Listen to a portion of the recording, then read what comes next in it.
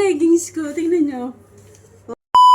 Little bump over here and no more difference. And, A little bump over here, a little bump over there, and then no bump over here. where's the pocket? The pocket is there's no pocket. Have pocket. What?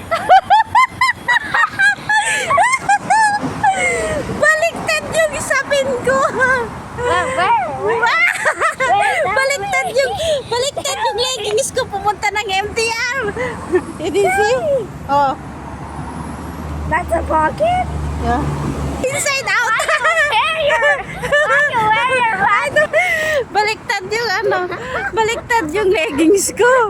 Ay, Diyos ko Lord. Ay, Diyos ko, natatawa ako sa sarili ko kasi alam nyo ba, tinawagan ako ni Sir para sunduin yung panganay namin sa Colon Station. So, dali-dali naman ako nagpunta. Nung nagbihis ako, naka-off light yung Chrome ko, kaya nagbihis lang ako. Ito, hindi ko na pinalitan. Nagbihis lang ako ng leggings. Alam nyo ba yung nakita ko? Nakarating na ako sa Colon Station. Tapos, pabalik na kami ng Olympic.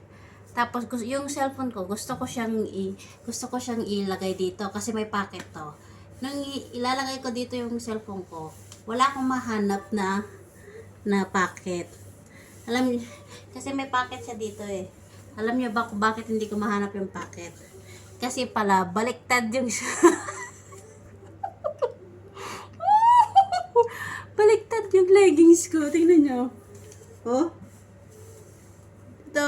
Dito, may pocket talaga siya. Pero ngayon, wala siyang pocket. Wala siyang pocket. Yung pala, kasi baliktad. Baliktad yung leggings ko. Tingnan nyo ito. So, dito, walang pocket. Walang pocket. So, ipapakita ko sa inyo, may pocket to. Kasi baliktad yung sinuot ko. Tika lang, babaliktarin ko. Ito ngayon, yung tamang pagsuot. Ito na yung pocket niya, oh. Oh, may pocket na siya. May pocket din dito. So, baliktad. So, ito yung tama. Kasi baliktad yung sinuot ko papuntang MTR.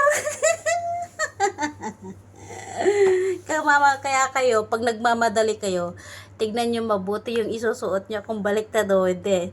Pero sa bagay, wala naman pakialam yung mga tao dito eh. Yung mga matatalim lang yung mata ang nakakakita na baliktad yung damit mo. Oo. Kaluwa.